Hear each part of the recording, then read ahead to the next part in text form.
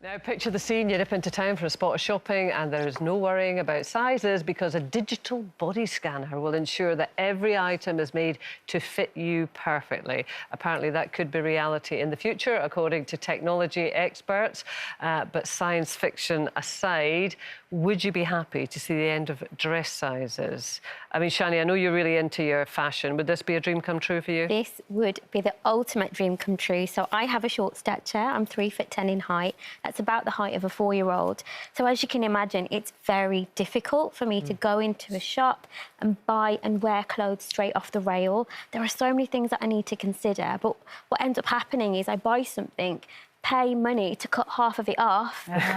So, yeah, this would be life-changing for me, absolutely. Yeah. And, I mean, you do... I mean, I wouldn't say I love fashion. I mean, it's nice to be dressed and look nice, but, I mean, it means a lot to you. It does, because I think I like to think my clothes are a bit of an extension of my personality. Yeah. I'm really into, you know, looking good, because that makes me feel confident in all of the things that I do as well. Yeah. So for me, when I read this, I was like, yes, I'll be first in the queue. I mean, when you think about it, if it got rid of size 8, size 10, size 12, size 14, it would kind of change the landscape for so many women, wouldn't it? Because, I mean, I know that I've been a sort of... If for some reason you can try on the same garment and if it's got a size 10 on it or a size 12 or a size 14, it becomes completely different in terms of what it says to you. Body fascism. Yeah, I know. So would you like this then? Well, you know what, I really would. I do think we've come on so brilliantly. When I think back to when I was a teenager and I would just be sitting on the floor in Selfridges while all my friends were, like, trying stuff on and everything seemed to go on so easily. I wasn't in any way fat, but I was just a different shape. I was curvy, I was boobs, I was waist, I was a bum. I'd have been a hit nowadays, but those days it was all sort of size 8, size 10. Yeah.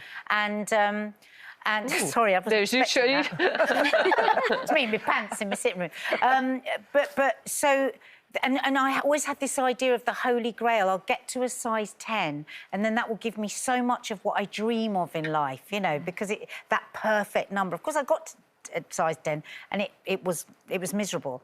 But I think we're working towards really understanding that everybody is a beach body. Everybody is a bikini body. Everybody has a completely different shape from everybody else. And it would just imagine that if there was no sizing. It was just, that's your shape, that's for you. Yeah. Do you think that would make everyone love their body? No, I don't. I don't think anything will make everybody love their body, but I think we have to have a vision way ahead that it's going to become less and less of a thing. It's never going to be perfect, but we've moved on so far from where we were. There's still a long way to go. Because remember, there was only like 1 or 2 shops that you could go to. If you were over a 16, there used to be Evans that you could go to. Then Dawn French bought out her own range and whatever.